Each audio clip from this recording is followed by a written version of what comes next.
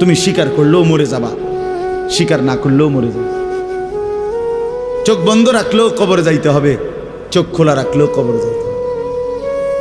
কি বলে, রাজপ্রাসাদের মানুষটাও মরে যাবে, কুড়ে ঘরের মানুষটাও মরে যাবে। সুখের খাবার যার মুখে সেও মরে যাবে, ভিক্ষার থালা যার হাতে সেও মরে যাবে, যাবে না?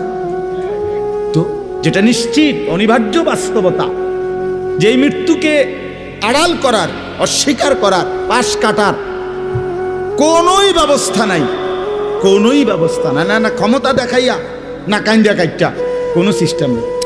ক্ষমতা দিয়েও মৃত্যুকে ঠেকানো যাবে না, কাইন্দা কাইটাও কি করা যাবে না মৃত্যুকে।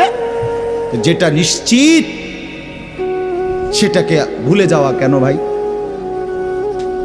কেন ভুলে যাব আমরা? আল্লাহ নবী সাল্লাল্লাহু আলাইহি ওয়াসাল্লামের যেই হাদিস আমি পড়ছি, এটাই নবীজি বলছেন, আকসিরু যিকরা হাদিমিল লাযযাত, আমার উম্মত প্রতিদিন বেশি বেশি ওই জিনিসটাকে স্মরণ করো যেটা তোমার সমস্ত স্বাদ, আহ্লাদ, সমস্ত ব্যস্ততা সব কিছুকে স্তব্ধ করে দিবে। সব কিছু, সেটার নাম মৃত্যু। হাদিসে আছে মৃত্যু সব কিছু বন্ধ করবে। তোমার নাক, তোমার চোখের দৃষ্টি, তোমার কানের শ্রবণ শক্তি, তোমার জবানের উচ্চারণ, তোমার জিহ্বার স্বাদ, তোমার হাতের নড়াচড়া, তোমার ব্যস্ততার এই জিন্দিগি স্তব্ধ করে দিবে। দিবে কিনা বলে? আমি অনেক সময় বলি, আমার প্রায় সময় জানাজা পড়তে গেলে মনে হয়, দেখবেন জানাজার নামাজেও মনে করেন 10:30 বাজে জানাজার টাইম দিছে, 10:30 জানাজা, 10:34 বাজে গেছে, 30-40 বাজে গেছে। কিছু মানুষের এই পরিমাণ অস্থিরতা, এই মিয়া টাইম টেবিল ঠিক রাখো না, কইলা 10:30 জানাজা, 10 মিনিট ওভার হয়ে গেছে, কতক্ষণ খাড় করায় রাখবা? মানে উনি ব্যস্ত, ওনার এই 10 মিনিট সময় নাই। আল্লাহর কসম বন্ধু, এই মানুষটাও এরকম ব্যস্তই ছিল। যে মানুষটার জানাজা হচ্ছে এখন, যার লাশ এখানে শোয়ানো, এই লোকটাও এমন ব্যস্তই ছিল। তার হাতেও একদিন সময় ছিল না। আজ গোটা পৃথিবী সব আগার জায়গায়, এই বেচারা শুধু নিস্তব্ধ। চোখের সামনের জলজ্জান্ত মানুষটা স্তব্ধ, আর হাত নড়ে না, পাও নড়ে না, আর চোখ নড়ে না, জিহ্বা নড়ে না।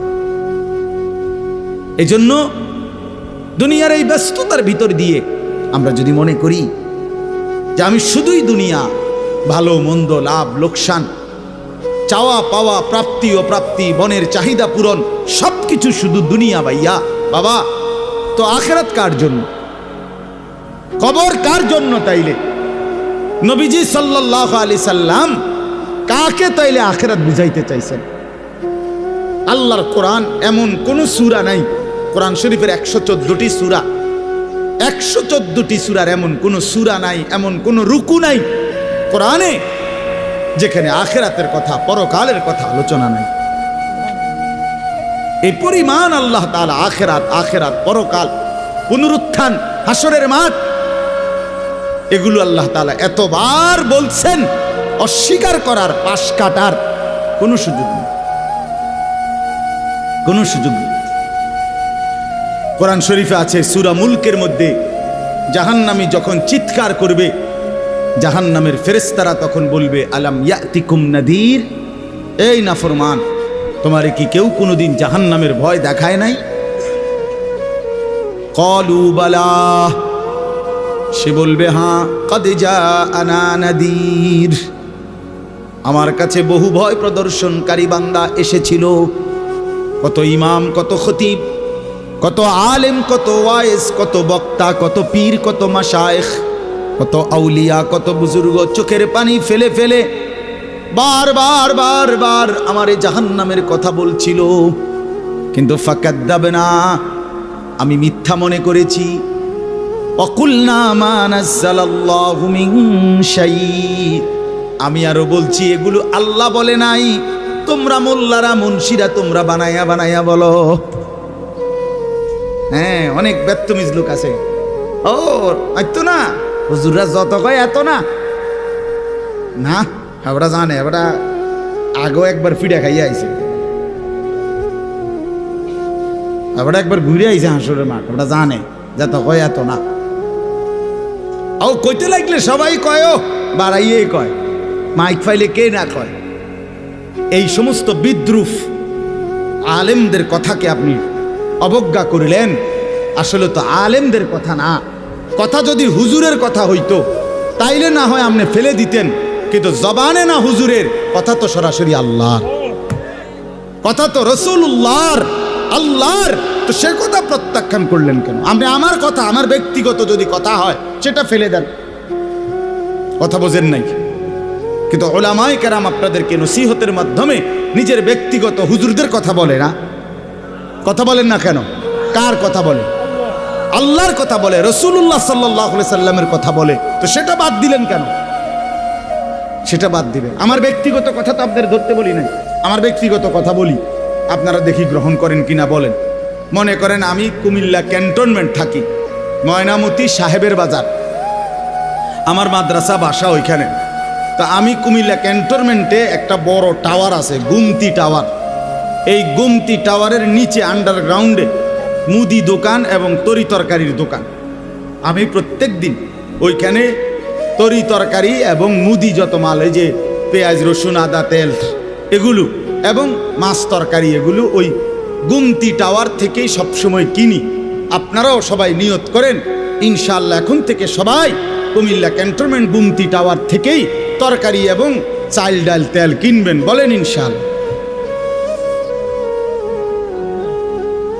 কথা বলেন না তো, তা আপনি কি বলবেন? কি কি হুজুর আপনি পাগল হইলেন? আমি কিনতাম, আমার আমনের ক্যান্টনমেন্ট আমি কিনতাম যাবো, আমাকে দেশে কি মাছ তরকারির অভাব পড়ছে নি? ঠিক কিনা বলেন না কেন? তাহলে এইটা না আমার ব্যক্তিগত কথা, কথাটা আমার বুঝছেননি? এইটারে তো আপনারে মানতে কই নাই আমি তো বলি না আপনারে যে আপনি আমার লগে গিয়ে বাজার করেন। তাহলে আপনি যে বললেন হুজুর এরম কয়, হুজুরের সব কথা ধরলে চলন যাইতো না বর্তমান জমানায়। আপনারা তো আমার একটা কথাও ধরতে বলি নাই, আপনাকে বলছি আল্লাহর কথা না ধরতে। আপনাকে তো বলেছি ভাইয়া রাসূলুল্লাহ সাল্লাল্লাহু আলাইহি ওয়াসাল্লামের কথা ধরতেন। আল্লাহর কথা ফিরায় দেয় কেমনে? নবীর কথা ফিরায় দেয় কেমনে? বলেন বাবা, মেহেরবানি করে। এই জন্য বুঝতে শিখেন, বুঝতে শিখেন। তিনটা জিনিস আমাদের মধ্যে লাজেম থাকা চাই। এক হলো তাওহীদ, দুই হলো রিসালাত, তিন হলো আখিরাত। এই তিন জিনিস ভুলে গেলে মুসলমান হয় না। তাওহীদ ভুলে গেলে, অর্থাৎ লা ইলাহা ইল্লাল্লাহ, জীবনের সব ব্যাপারে সব বিষয়ে যা কিছু হচ্ছে আমার জীবনের এই সারা পৃথিবীর কায়নাতের সমস্ত নড়া চড়া প্রত্যেকটা বিন্দু বিসর্গ করছেন শুধুই একজন, তিনি আল্লাহ। তিনি কে? লা ইলাহা ইল্লাল্লাহ, আল্লাহ ছাড়া আর কোনো ইলাহ নাই, দেনেওয়ালা আর কেউ নাই, পালনেওয়ালা আর কেউ নাই। এটা তাওহীদ। আর শাজিমের উপর থেকে সাতবক জমিনের নিচ পর্যন্ত যেটা যেমনে যেভাবে আছে সেটা একজনই পরিচালনা করছেন, তিনি আল্লাহ। এ কথা যত দিলের মধ্যে বসাইতে হবে। দুই নাম্বার রিসালাত। রিসালাত মানে হলো মুহাম্মাদুর রাসূলুল্লাহ সাল্লাল্লাহু আলাইহি সাল্লাম, এই কথা গ্রহণ করা। এই কথা আবার গ্রহণ করার কি? এই কথা গ্রহণ করা হইল মুহাম্মদ আল্লাহর রাসূল, আল্লাহ আমার জন্য উনাকে পাঠাইছেন, অতএব আমার জীবনের হাসি কান্না আনন্দ বেদনা, রাত দিন, ঘর সংসার বাজার ব্যবসা, আয় রোজগার, স্ত্রী পুত্র পরিজন, কদম কদম বিন্দু বিন্দু নিঃশ্বাস নিঃশ্বাস আমি অনুসরণ করব একজনকে, তিনি মুহাম্মাদুর রাসূলুল্লাহ সাল্লাল্লাহু আলাইহি ওয়াসাল্লাম। এটারে বলে রিসালাত। এটাকেই বলে নবী সাল্লাল্লাহু আলাইহি সাল্লামকে চেনা, এটাকেই বলে নবী সাল্লাল্লাহু আলাইহি সাল্লামকে ভালোবাসা, এটাকেই বলে নবী সাল্লাল্লাহু আলাইহি সাল্লামকে অনুসরণ করা। আমার ভাইয়া, আল্লাহর দোয়াই আপনি আপনার জায়গাতেই থাকেন, আপনি আপনার তরিকাতেই থাকেন, আপনি আপনার পীরের কাছেই থাকেন, যে যেখানে আছেন থাকেন, কোনো অসুবিধা নাই। শুধু নিজেরে ধোকা দিয়েন না, ধোকা খাইয়েন না, কাউরে ধোকা দিয়েন না। আল্লাহ রসুল বলছে আল মুমিনু লা ইয়াখদাউ ওয়ালা ইউখদাউ। খেয়াল করে শুনেন এই কথাটা। মোমেন, নবীজি বলছে, কোনো ইমানদার কাউকে ধোকা দেয় না। খোদার কসম নবী বলছে ইমানদার ধোকা খায়ও না। লা ইয়াখদাউ অর্থ সে ধোকা দেয় না, ওয়ালা ইউখদাউ অর্থ নিজেও ধোকা খায় না। অতএব রাসূলুল্লাহ সাল্লাল্লাহু আলাইহি সাল্লামের সাথে সম্পর্ক, ভালোবাসা, মহব্বতের সবটা 100 অনুসরণের মাধ্যমে, অনুসরণের মাধ্যমে। চেহারায় যার দাড়ি নাই সে রসুলকে ভালোবাসে না, ঘরে যার স্ত্রী বেপর্দা সে রসুলকে ভালোবাসে না, উপার্জনের মধ্যে যার হালাল নাই সে রসুলকে ভালোবাসে না, জীবনে যার সুন্নত তরিকার অনুসরণ নাই সে আল্লাহর রসুলকে কশ্চিন কালেও ভালোবাসে না। ভালোবাসে বললে এটা ভালোবাসার নামে ধোঁকা, মিথ্যাবাদিতা ছাড়া আর কিচ্ছু না। হ্যাঁ, হাসরের ময়দানে মার খাইয়েন না, ধরা খাইয়েন না। কথা বুঝছেন না?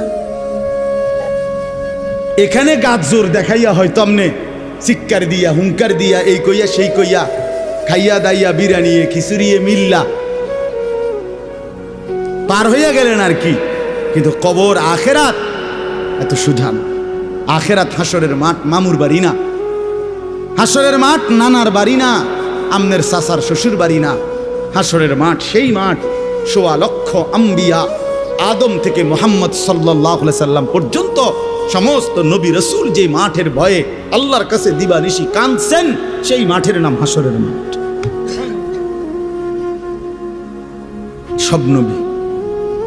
সব নবী আল্লাহর কাছে হাসরের মাঠের ব্যাপারে দোয়া করছে। আমাদের নবী সাল্লাল্লাহু আলাইহি সাল্লাম পর্যন্ত যার কোনো গুনাহ নাই, যিনি নিষ্পাপ, সেই নবীজি পর্যন্ত 5 ওয়াক্ত নামাজের পরে সব আলেমদেরকে জিজ্ঞাসা করেন, নবীজি নিয়মিত 5 ওয়াক্ত নামাজের পরে দোয়া করতেন, আল্লাহুম্মা হাসিবনি হিসাবান ইয়াসীরা। আল্লাহ, হাসরের মাঠে আমার ভয় লাগে, আমি মুহাম্মদের, আপনার বন্ধুর হাসরের মাঠের হিসাব সহজ করে দিও। নিজের ব্যাপারে বলছে।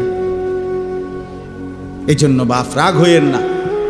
1 নম্বর তাওহীদ, কলিজার ভিতরে ঈমান মজবুত করতে হবে। 2 নম্বরে রিসালাত, জিন্দেগির মধ্যে রাসূলুল্লাহ সাল্লাল্লাহু আলাইহি সাল্লামের অনুসরণ নিশ্চিত করতে হবে। কেন মেসওয়াক করেন না? আপনি জানেন নবীজি মেসওয়াক করতেন, এই জন্য করেন না। কেন দস্তরখান বিছায়া খানা খান না? আপনি জানেন, শুনছেন যে নবীজি সাল্লাল্লাহু আলাইহি সাল্লাম দস্তরখান বিছায়া সমান জায়গায় খানা খাইতেন, এই জন্য আপনি ইচ্ছা করে এটা বিছান না। কারণ আপনার কলিজার ভিতরে সিদ্ধান্ত, আমি মুহাম্মদুর রাসূলুল্লাহ সাল্লাল্লাহু আলাইহি সাল্লামের বিরোধিতা করব। কেন আপনি দাড়ি কাটেন? কারণ আপনি শুনছেন নবীজি দাড়ি লম্বা করতে বলছে, এই জন্য আপনি এটা বুঝাইলেন। রাসূলুল্লাহ সাল্লাল্লাহু আলাইহি সাল্লাম আপনি কইছেন, আচ্ছা আমরে দেখাম, আপনি জানেন। হ্যাঁ, আপনার বাম পাও দিয়া ঢুকতে বাথরুমে, টয়লেটে মনে থাকে না। কেন মনে থাকে না? আপনি জানেন না এটা নবীজি বলছে। কথা বলেন না, নাকি ওই কাউমি মাদ্রাসার হুজুররা কইছে? কথা বলেন না। মেসওয়াক এটা রাসূলুল্লাহ সাল্লাল্লাহু আলাইহি সাল্লামের সুন্নত না কওমি আলেমদের সুন্নত? কথা বলেন না আপনারা। তো এটা করেন না কেন? কারে ওহাবি বলেন? কারে গালি দেন? কেন গালি দেন? কি বুঝে গালি দিলেন? কেন বললেন? বলেন, কি অপরাধের কারণে আমি রসুলের দুশ্মন হব? কেন? আমি মিসওয়াক করি এই অপরাধের কারণে না? কথা বলেন না কেন? আমি দাড়ি রাখছি দেখে এই অপরাধের কারণে? কোন আমার স্ত্রী পর্দানসীন, আমার মেয়ে পর্দা করে, আমার ঘরে টেলিভিশন নাই, আমার রোজগারের মধ্যে আমি হারাম করার চেষ্টা করি না, তো সব ক্ষেত্রে রাসূলুল্লাহ সাল্লাল্লাহু আলাইহি সাল্লামের সুন্নাতের উপরে চলার চেষ্টা করলাম, তা আমি রসুলের দুশ্মন কেন হলাম? আমি বুঝাইলাম, আমি বলতে মানে আপনি যে কোনো একজন আলেমে দ্বীনকে আপনি কেন নবীর দুশ্মন বলবেন? এত বড় জুলুম কেন করেন? এত বড় কেন জুলুম করেন বাবা? চা দোকানে বসে একজন আলেমের বদনাম করলেন, আপনি আন্দাজ করলেন একজন আলেমের ইলমের কদর কত? আমরা কিতাবে স্পষ্ট পড়ছি সারা পৃথিবীর ইমানদারের সমস্ত বন্দিগি আর আল্লাহর রাস্তায় জিহাদ, এই দুইটার পার্থক্য কদ্দুর। সারা পৃথিবীর ইমানদারের সমস্ত ইবাদাত একটি সমুদ্রের মধ্যে যদি কেউ আঙ্গুল দেয়, আঙ্গুল চুবায়, তো আঙ্গুলের অগ্রভাগে পানি লাগবে যে দূর, এতে করে সমুদ্রের ঢেউ তো বন্ধ হয়ে যাবে, ঠিক না? নৌকা চলা বন্ধ হয়ে যাবে না? সমুদ্র টের পাবে কিছু? কিতাবে স্পষ্ট আছে একজন ইমানদারের সমস্ত মুমিনের সব ইবাদত একত্র করিলে এইটার মর্যাদা হলো আঙ্গুলের অগ্রভাগের পানি। আর আল্লাহর রাস্তার জিহাদ ফি সাবিলিল্লাহ, জীবন দেওয়া, জিহাদ করা, এটা সমুদ্রের বাকি পানি। এরপরে লিখছে যে সমস্ত ইবাদত এবং আল্লাহর রাস্তার যুদ্ধ, এইটাও এবার একসাথ করেন। এই সবটা এবার ইবাদাত এমনকি জিহাদ সবটা একত্র করিলে আঙ্গুলের অগ্রভাগের পানি, খোদার কসম, আল্লাহর কসম, এলেম, কোরআন সুন্নাহর এলেম, এইটা সমুদ্রের বাকি পানি। বিশ্বাস করে এবার বলেন এক আলেমে দ্বীনের কদর করে আপনি কারে টিটকারি করলেন? কারে? ওটা আপনার মসজিদের ইমাম ৬,০০০ টাকা বেতন দেখে আপনার চোখে লাগছে না? বেটার বেতন কম। হ্যাঁ, বেটার বেতন কম তো আপনি না কম দিছেন, উনি নি কম নির্ধারণ করছেন, আপনি না তারে মূল্যায়ন করেন না। কথা বলেন না কেন? আমাদের সমস্ত একার একটা স্পষ্ট কথা খেয়াল করেন, যদি এক সমস্ত মুসলমানের টার্গেট হইতো যে আমি প্রত্যেক বিষয়ে আল্লাহর কোরআন রসুলের সুন্নাত মোতাবেক চলবো, তাইলে এই পৃথিবীতে মসজিদের ইমামের চাইতে ব্যস্ত জিন্দিগি আর কেউ পালন করার কথা ছিল না। কেন? ওই মহল্লার সমস্ত মানুষের ঈমান, ইসলাম, আখিরাতের সমস্ত দিক নির্দেশনা সারাক্ষণ উনাকে দিতে হইতো, তখন উনার কদরও হইতো অনেক, তখন উনার বেতনও হইতো অনেক, উনার হাদিয়াও হইতো অনেক। কিন্তু আমাদের কলিজার ভিতরে আখিরাত লাগে না মনে হইছে, কোরআন তেলাওয়াত লাগে না, রসুলের সুন্নাত লাগে না, মেয়ের বিয়েটার মধ্যে নবীর সুন্নাত কি এটা জানার দরকার নাই, ছেলের বিয়েটার মধ্যে নবীর সুন্নাত কি এটা জানার দরকার নাই। ওই হদ্দার মাতব্বর মিল্লা তারা ঠিক করছে বিয়েটার মধ্যে চেয়ার হইব ২০০, টেবিল হইব মোট ৩০টা, গেট হইব একটা ৭০,০০০ টাকা দামের গেট, হাইয়েস্ট গাড়ি যাব ৬০টা, প্রত্যেকটার মধ্যে বেড়া বেড়ি মিল্লা বইব ১৪ জন, তো ৫টার মধ্যে ৫, ১৪, ৭০ জন। এরপরে দিয়া গেটে দিব ২,০০০, বাজে খরচ হইল ৩,০০০, এই হইল ৫,০০০। এগুলো হইল হিসাব। আর হুজুরেরা আইয়া কয়ে গেছে রবিবারে মাইয়াগার বিয়া, দুপুরে দুগা ভাত খাইয়ে যাই। বুঝেন নাই?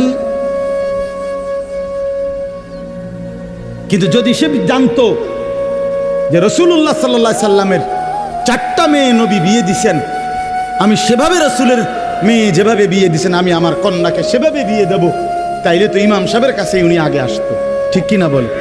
আলেমের কাছেই আগে আসতো। কিন্তু ওই যে ওনার তো এটা দরকার নেই। কি আপনার বাড়িতে 3 দিন ধরে ডেক সেট বাজে?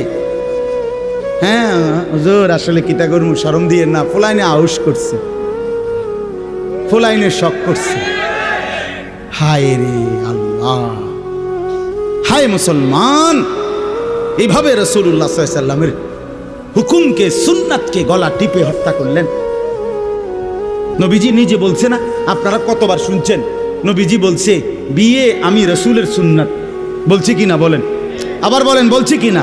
তাহলে যার সুন্নাত তার মতো হইতে হবে না? তো রাসূলুল্লাহ সাল্লাল্লাহু আলাইহি সাল্লামের সুন্নাত বিয়ে, তো বিয়ে নবীজি সাল্লাল্লাহু আলাইহি সাল্লাম বিয়ের মধ্যে গায়ে হলুদ, ডেক সেট, এই লম্বা গেট আর গাড়ির মধ্যে ফুল, এই সব। আমি অনেক সময় অনেকের জিজ্ঞাসা করছি যে ভাই বিয়ে কার, বিয়ে কার? কইছে ওনার। আমি কই এই ফুল দিয়ে লাগাইছেন গাড়ি, বিয়ে তো প্রাইভেট কারে করানো উচিত। বেকুব যদি পুরা তার সিরা হয়, এই মাতাল হওয়ার কারণে একমাত্র তার সিরা দেখা প্রাইভেট কারের মধ্যে কি লাগাইছে। কিরে বেটা, বিয়ে হইলো এতের, ফুল লাগাইলো কোথায়? প্রাইভেট কারে। পাগল কারে কয়? এই পাগলের বাতরাম দেখে।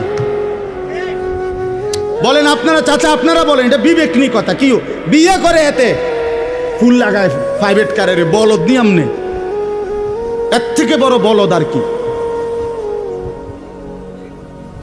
আস্তাগফিরুল্লাহ, কি পরিমাণ বোকা আমরা। 10,000 টাকা কোথায় লাগাইলেন? 10,000 টাকা এই ফুলগুলো লাগাইতে গিয়ে 5,000 টাকা, 7,000 টাকা, 10,000 টাকা কোথায় দিলেন? 10,000 টাকা পেলে একজন এতিম সন্তান 1 বছর পড়ালেখা করতে পারত। 10,000 টাকা পেলে একজন বিধবা নারী হয়তো তার 2 মাসের চাল ডাল কিনতে পারত। আর আপনি বিয়ের গাড়িটা সাজায় নিয়ে গেলেন, মেয়ের বাড়িতে দাঁড়াইতে দেরি, ফাওড়া দিতে দেরি, গাড়িটা থামতে দেরি, ছেলেগুলোরে নামাইলে জামাইরে নামাই নিতে নিতে পরবর্তী সর্বোচ্চ 5টা মিনিটের ভিতরে আইসা দেখবেন একটা ফুলও গাড়িতে নাই। এত বড় বেউকুফ যেটা আমার 5টা মিনিট টিকলো না, আমি কার জন্য সাজাই? কার জন্য সাজাই? এই জন্য বাবা 1 নাম্বার বললাম আল্লাহর প্রতি তাওহীদ, আর 2 নাম্বার হলো পুরা জিন্দেগি রাসূলুল্লাহ সাল্লাল্লাহু আলাইহি সাল্লামকে অনুসরণ করা। 3 নাম্বার হলো আখিরাত। সব কিছুর ক্ষেত্রে ফিকির করবেন। আপনি আমি সবাই মৃত্যুর মাধ্যমে আখিরাতের দিকে যেতে হবে। কিসের দিকে? হ্যাঁ, মৃত্যু মানে শেষ না, মৃত্যু মানে সমাপ্তি না, মৃত্যু মানে শেষ না বাবা। মৃত্যু মানে আখিরাত, পরকালের জিন্দেগি, পরবর্তী অধ্যায়, নতুন অধ্যায়ের শুরু, নতুন অধ্যায়ের শুরু। এই জন্য আখিরাতকে ভুললে জীবনের কোনো অর্থ থাকে না। আখিরাতকে ভুললে মানুষ আর মানুষ থাকে না। বিশ্বাস করেন, পরকালের অনুভূতি যার নাই, কবরের অনুভূতি যার নাই, হাসরের ময়দানের বিবেক যার নাই, আল্লাহর কসম ওই ব্যক্তির জীবনের কোনো নিয়ন্ত্রণ নাই। সে যা ইচ্ছা তাই করে, জন্তু জানোয়ার যা করে। সমস্ত মানুষ যারা অপরাধ থেকে বেঁচে থাকে এবং পুণ্যকর্ম উত্তম কাজে লেগে থাকে, তার একটা মূল ফিকির তার কলিজার ভিতরে এটা আছে, আমি গুনাহ থেকে বাঁচতে হবে, আমি নেক কাজ করতে হবে। কেন? আমাকে আখিরাতে যেতে হবে। কথা বলেন না কেন? যে গুনাহ থেকে বাঁচে, কেন বাঁচে? আখিরাত আছে। যে নেক কাজ করে, কেন করে? আখিরাত, আখিরাত আছে, আখিরাত আছে। এই জন্য এই 3 জিনিস শেখা দরকার, কলিজার মধ্যে আনা দরকার। তাওহীদ, রিসালাত, আখিরাত। বলেন কি? তাওহীদ মানে লা ইলাহা ইল্লাল্লাহ, বলেন। রিসালাত মানে মুহাম্মাদুর রাসূলুল্লাহ, আর আখিরাত মানে পরকাল। এখন আসেন শেষ অংশে। আখিরাতের এই পুরা আখিরাতের পরকালের জিন্দেগিটার উদ্বোধন, শুরু মৃত্যু। মৃত্যুর মাধ্যমেই শুরু হয়। এই আমি শুধু যে আয়াতটুকু পড়ছি আপনাদেরকে শুধু তর্জমা শুনাই। আল্লাহ তাআলা বলেন, দুনিয়ার জীবনে, এই অল্প একটু, আর দুনিয়ার জীবনে যেই মানুষটা আল্লাহর নাফরমানি, অবাধ্যতা, রাসূলের বিরোধিতা, কোরআন সুন্নাহর বিরোধিতা, আল্লাহর হুকুমের বিরোধিতা করে কাফের, মুশরিক, বেঈমান, নাফরমান, পাপী হয়ে জিন্দেগিটা কাটাইছে, আল্লাহ তাআলা বলেন তার আখিরাত যে কঠিন হবে এটার প্রথম প্রমাণ হলো তার মৃত্যুর মুখে গিয়া আজরাইল মালাকুল মউত যখন আসবে, আল্লাহর কসম আল্লাহ বলেন তার মৃত্যুর যন্ত্রণাটা হবে অত্যন্ত ভয়ানক। এটা দিয়েই শুরু হবে। সে মালাকুল মউত আজরাইলকে দেখেই আর তার রুহু কবচ দেখেই সে বুঝে ফেলবে তার পরবর্তী স্টেজ বড় বিপজ্জনক, তার সামনের জিন্দেগি বড় বিপজ্জনক। আল্লাহ তাআলা বলেন সমস্ত নাফরমান ব্যক্তির জান কবজের মুহূর্তটা খুব বেশি যন্ত্রণাদায়ক, খুব বেশি যন্ত্রণাদায়ক, খুব বেশি। এই যন্ত্রণার সিস্টেম হইল, নবীজি বলছেন প্রত্যেক নাফরমান পাপী, হাদিসের মধ্যে আছে নেককার ব্যক্তি ফেরেশতা আজরাইল অত্যন্ত সুন্দর আকৃতিতে নেককার ব্যক্তির কাছে আইসা তার রুহু কবজের সময় বলবে, হে পবিত্র আত্মা, আল্লাহর সন্তুষ্টি নিয়ে তুমি বের হয়ে আসো। আল্লাহ রাসূল সাল্লাল্লাহু আলাইহি সাল্লাম বলেন, কোনো পাত্র থেকে পানি যেভাবে ঢেলে দেয় এইটা যেরকম আরামসে পড়ে যায়, বের হয়, আল্লাহর কসম নবীজি বলেন নেককার ব্যক্তির রূহটা মালাকুল মউত আজরাইলের হাতে এরকম আরামসে চলে আসবে। আর আল্লাহর নবী সাল্লাল্লাহু আলাইহি সাল্লাম বলেন কোন নাফরমান পাপী এক নম্বরে তার মৃত্যুর সময় প্রথম হল ফেরেশতা মালাকুল মউত আজরাইল অত্যন্ত নিকৃষ্ট বিভৎস কুৎসিত চেহারা নিয়ে তার সামনে দাঁড়াবে। আমার কাছে আরবি কিতাব আছে, ইমাম কুরতুবির কিতাব আত-তাযকিরা, এই কিতাবের মধ্যে আছে ইব্রাহিম আলাইহিস সালাম একবার আজরাইলকে বলছিল, আজরাইল কোন নাফরমান পাপী ব্যক্তির যে সময় জান কবজ করো তখন তুমি যেই চেহারা নিয়ে তার সামনে দাঁড়াও ওইটা আমার একটু দেখাও। কিতাবে আছে আজরাইল বলছে ইব্রাহিম আলাইহিস সালামকে যে আল্লাহর কসম আপনি সহ্য করতে পারতেন না। ইব্রাহিম আলাইহিস সালাম বলেন না তুমি আমারে দেখাও, আমি দেখুমই। তো আজরাইল ওই আকৃতিটা ধারণ করছে। কোন পাপীর রুহু কবজের সময় উনি যেই চেহারা ধরে অত্যন্ত নিকৃষ্ট কুৎসিত চেহারা। তো কিতাবে স্পষ্ট আছে, ইমাম কুরতুবী বলেন ইব্রাহিম আলাইহিস সালাম চিৎকার দিয়া বেহুশ হয়ে গেছে। লম্বা সময় পরে হুঁশ আসার পরে উনি চোখের পানি ফেলে আল্লাহকে বলছে, আল্লাহ তোমার কোন নাফরমান বান্দা পরবর্তীতে কবরের আযাব, হাসরের আযাব, জাহান্নামের আযাব আর কিছুই লাগবে না, শুধু কেবল আজরাইলের এই বিভৎস চেহারার যদি একবার দেখে তার ৬০ বছরের নাফরমানির শাস্তির জন্য এটাই যথেষ্ট, এটাই যথেষ্ট।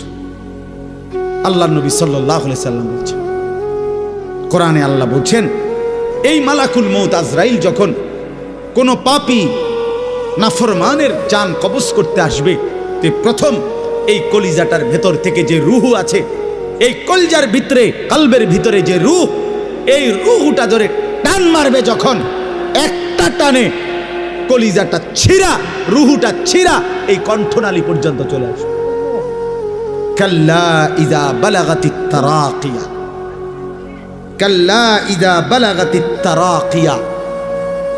আর কিছুই না বান্দা, শোনো, যখন নাফরমান তোমার জান কবজের সময় রুহুটা চলে আসবে কণ্ঠনালীতে, এবার রুহুটা বের হতে চাইবে না, বের হতে চাইবে না, নাফরমান ছটফট করবে।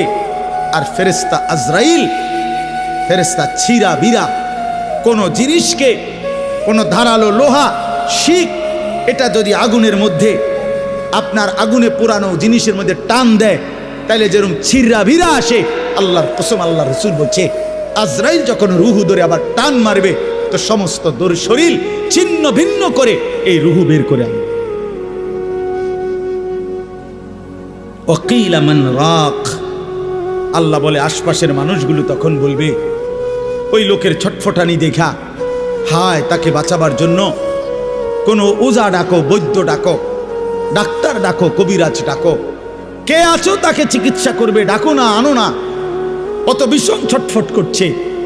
আল্লাহ বলেন যান্না আন্নাহুল ফিরাক, কিন্তু ওই নাফরমান বুঝে ফেলবে আজ আর তাকে কেউ ফিরাইতে পারবে না, তাকে দুনিয়া থেকে বিচ্ছিন্ন হতেই হবে, তাকে চলে যেতেই হবে। বন্ধু আমার, বাপ আমার, একটা জরুরি কথা আপনারা বয়স্ক লোকেদেরকে বলি। রাসূলুল্লাহ সাল্লাল্লাহু আলাইহি সাল্লাম বলেছেন, আমার এই কথাটা খেয়াল করেন, নবীজি বলছেন ইন্নাল্লাহা ইয়াকবালু তাওবাতাল আবদ মা লাম ইউগারগির। বান্দা যখন আজরাইলকে দেখে তখন তার রুহে, তার শরীরের মধ্যে আরে গড়গড়া শুরু হয়, মৃত্যুর গড়গড়া শুরু হয়। আল্লাহ রাসূল বলছেন তখন আর আল্লাহ তাআলা কারো কোনো তওবা কবুল করেন, তওবা কবুল করেন। ওয়ালাইসাতিত তাওবাতু লিল্লাযিনা ইয়ামালুনা আস-সাইয়্যাত হাত্তা ইযা জাআ আহাদাহুমুল মাউত ক্বালা ইন্নী তুবতুল আন। আল্লাহ বলেন যে মৃত্যু পর্যন্ত নাফরমানি করে গেছে, যখন মৃত্যুর মুখে আজরাইল আসছে এখন বলতেছে আল্লাহ আমি তওবা করলাম। আল্লাহ বলেন ওয়ালাইসাতিত তাওবা, এমন তওবা আমি আল্লাহ গ্রহণ করব না।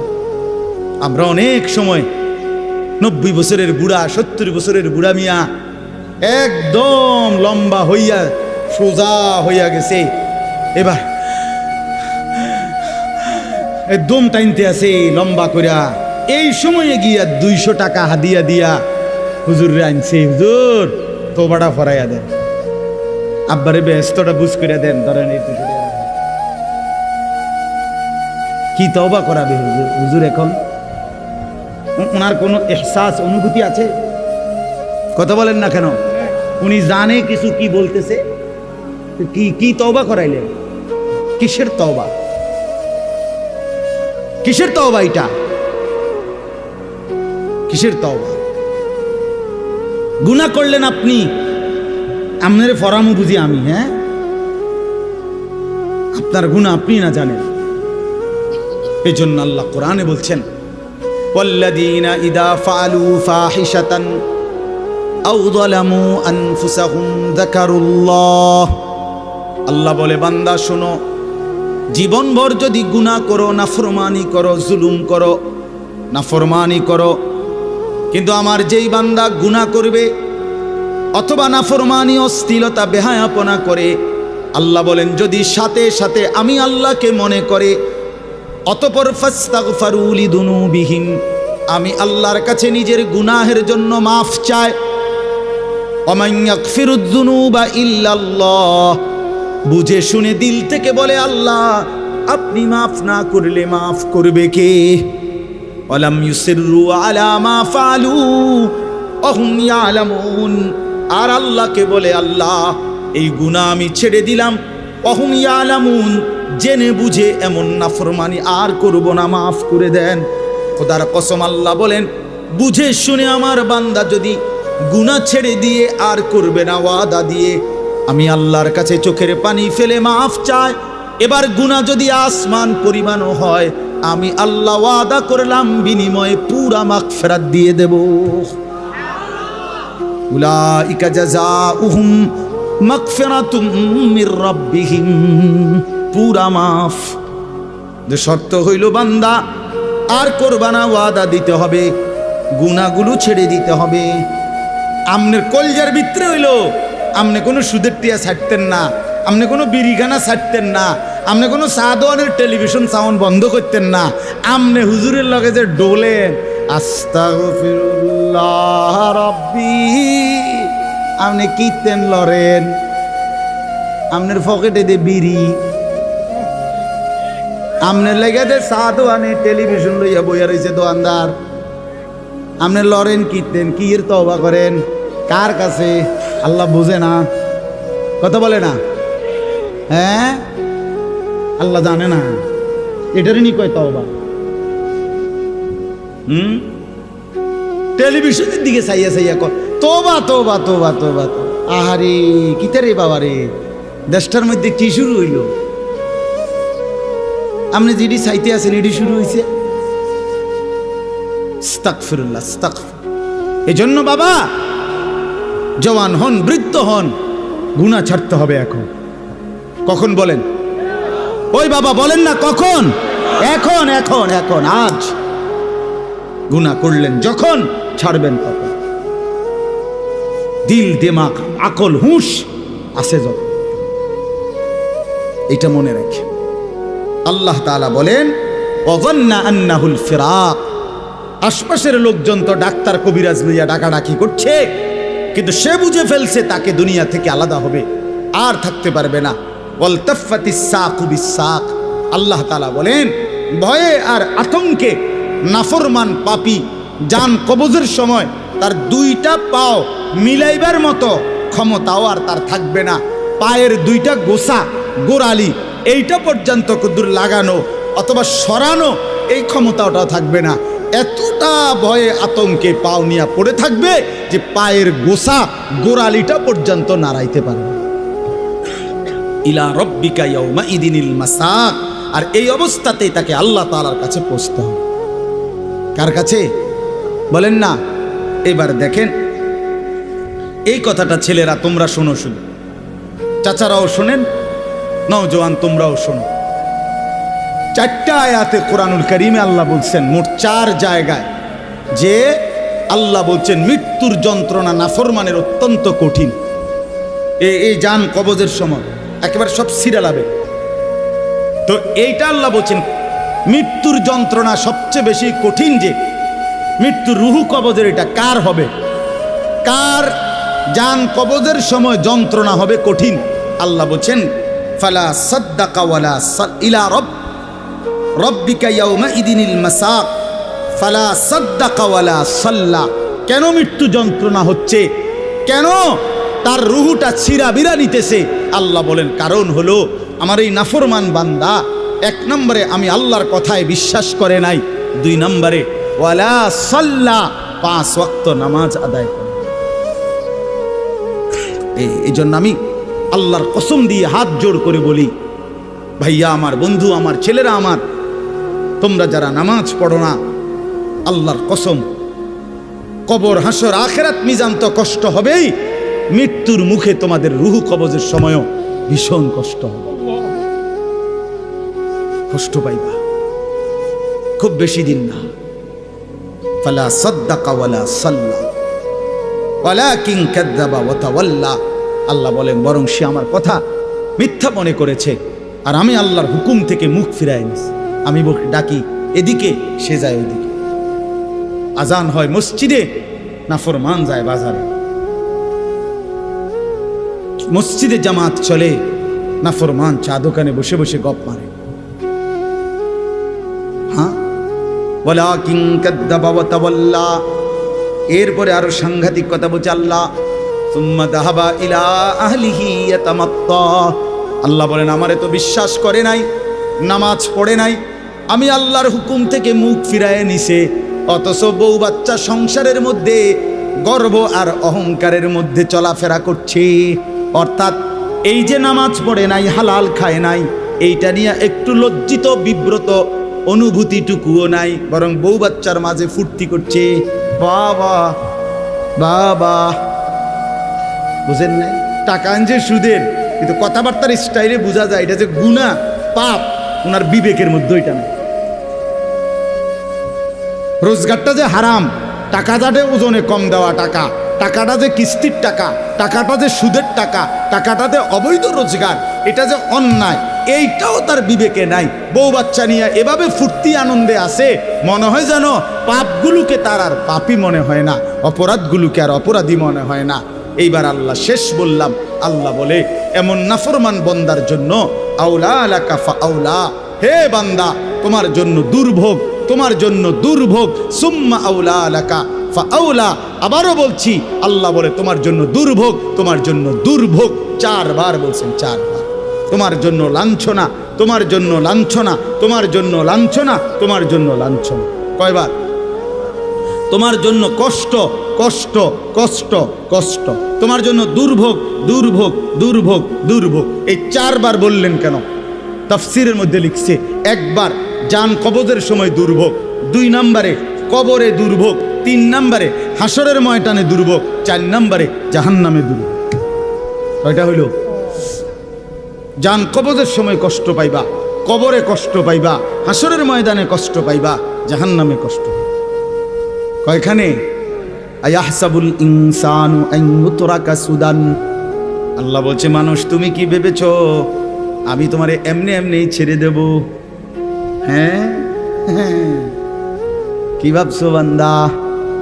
কবরের প্রথম মিনিট, প্রথম সেকেন্ডে যখন প্রশ্নের জবাব দিতে পারবা না, আল্লাহ তখনই বলে ফেলবে বান্দা, ফেরেশতারা আমার নাফরমান বান্দার জন্য জাহান্নামের বিছানা বিছিয়ে দাও, জাহান্নামের পোশাক পরিয়ে দাও।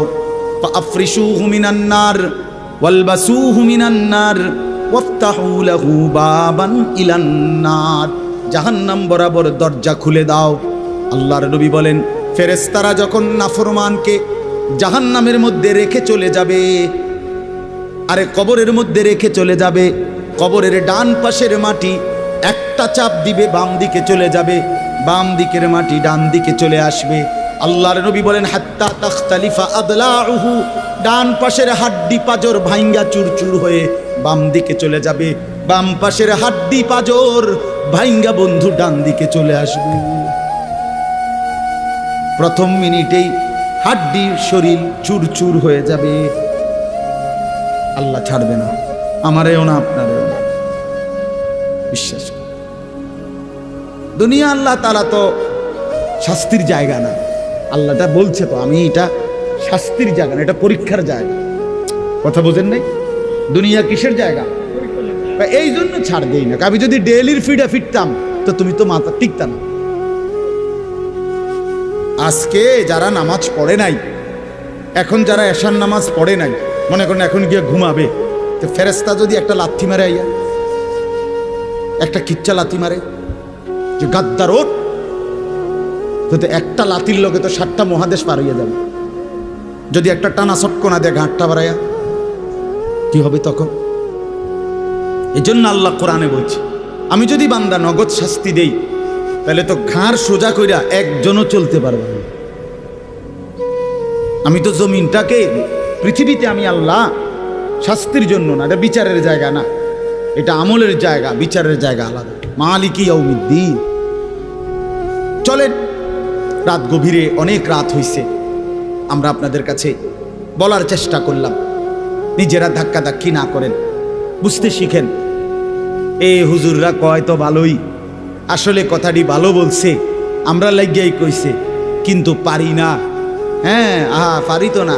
বাবারা, চাচারা, এই সমস্ত ফাজিলি কথা বলিয়েন না, এই সমস্ত মস্কারি কথা বললেন না যে পারি না। পারবেন না কেন? আপনি পারবেন না কেন? পারবেন না। আপনি এই 60 বছরে কি কম কিছু পারছেন? আপনি 60 বছরে হুদা চিড়া খাইছেন? পারবেন না কেন? অবশ্যই পারবেন। আপনি নিয়ত করেন, আমার ছেলেকে নামাজ পড়াবো, মেয়েকে নামাজ পড়াবো, নাতি নাতনিকে নামাজ পড়াবো, আল্লাহর কোরআন শিখাবো, স্ত্রী সন্তানকে পর্দা পুশিদা করাবো। আপনি ফয়সালা নিয়ে ফিকির করেন, না বুঝলে ওলামায়ে কেরাম থেকে জিজ্ঞেস করেন যে হুজুর আমি কেমনে কি বলতাম, কেমনে কি করতাম। আপনি শিখেন, আপনি বুঝেন, মৃত্যু পর্যন্ত বলা চালু রাখেন। তাইলে হবে কি, যদি আপনার কথায় তারা ফিরেও না আসে, আপনার লাগাতার বলা, চোখের পানি ফেলা, আপনার অব্যাহত চেষ্টার কারণে হতে পারে আল্লাহ আপনারে মাফ করে দেন।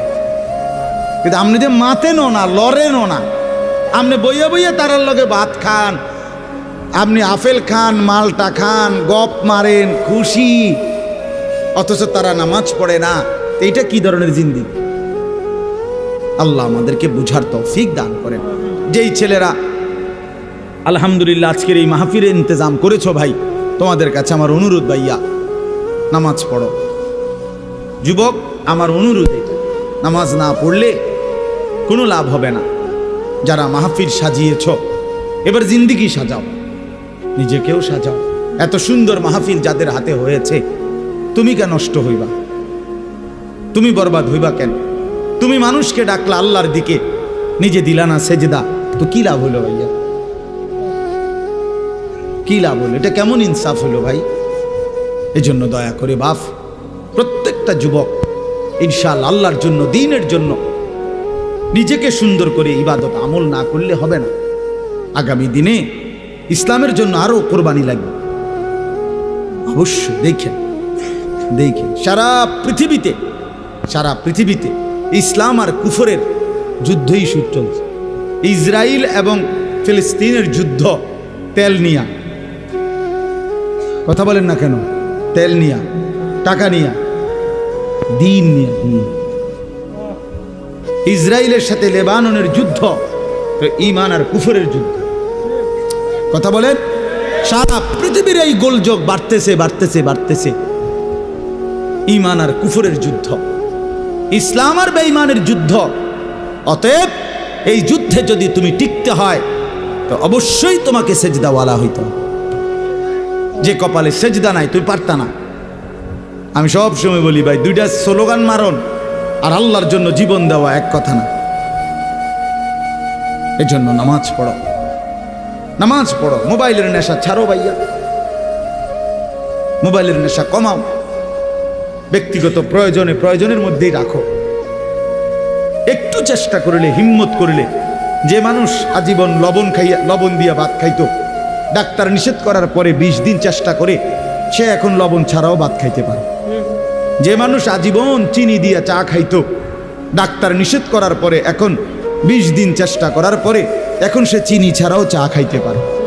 যে মানুষ সব সময় মিষ্টি খাইতে পছন্দ করত, এখন ডাক্তার ডায়াবেটিস বলার কারণে মিষ্টি খাওয়া ছেড়ে দিতে বলাতে সে এখন পরবর্তী 10 বছর 15 বছর মিষ্টি ছাড়াও জিন্দিগি চালাইতে পারে।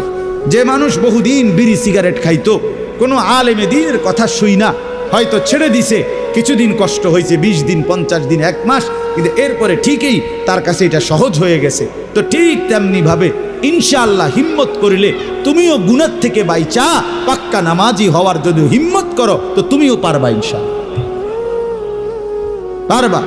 দুনিয়ার এই শরীর বাঁচাইবার জন্য যদি কত কিছু ডাক্তারের কথা মতো বিরত থাকা যায়, তো আখেরাতে জাহান্নামের আযাব থেকে বাঁচার জন্য, কবরের আযাব থেকে বাঁচার জন্য, মৃত্যুর যন্ত্রণা থেকে বাঁচার জন্য গুনাহ তো ছেড়ে দেওয়া উচিত।